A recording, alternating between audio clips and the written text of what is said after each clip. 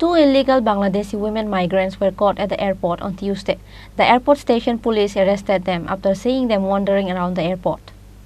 After investigating them, the police came to know that two women were from Narsingdi Jilla of Bangladesh. Their names are Hasma and Sopna Sarkar.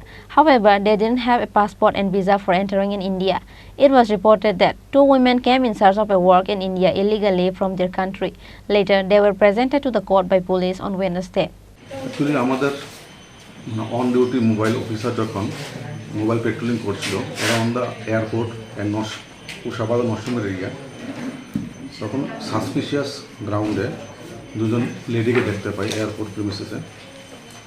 Accordingly তাদেরকে preliminary যখন interrogation করা হয়েছিল তখন তাদেরকে বাংলাদেশি বলে suspect করা হয়েছে।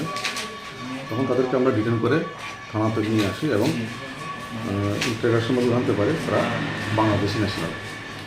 এর মধ্যে একজনের নাম হলো আসমা, যার বয়স 23, আর একজন হলো স্বপ্না সরকার, যার বয়স হলো 21।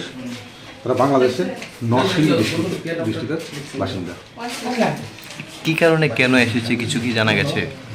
তাদের উদ্দেশ্য একটাই, মানে বাংলাদেশে কাজের একটু ক্রাইসিস থাকাতে তারা ইন্ডিয়াতে কাজের সন্ধান হয়তো পাইবে এই আশা করে তারা বাংলাদেশে ইলিগেলভাবে এন্ট্রি করেছে।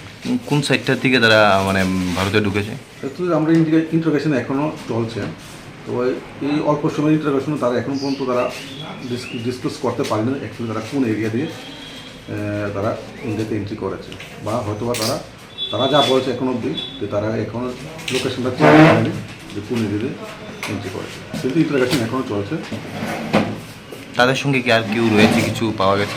না, এখন অবধি কিছু পাওয়া যায়নি। এই দুজন লেডিকে আমরা ডিটেন করেছি, তারা কাস্টডিতে আছে এবং ইন্টারোগেশনের মাধ্যমে বাকি সব তথ্য বের করে যা যা করণীয় আইনত সব করো। ব্যুরো রিপোর্ট, চিনি খোরাং।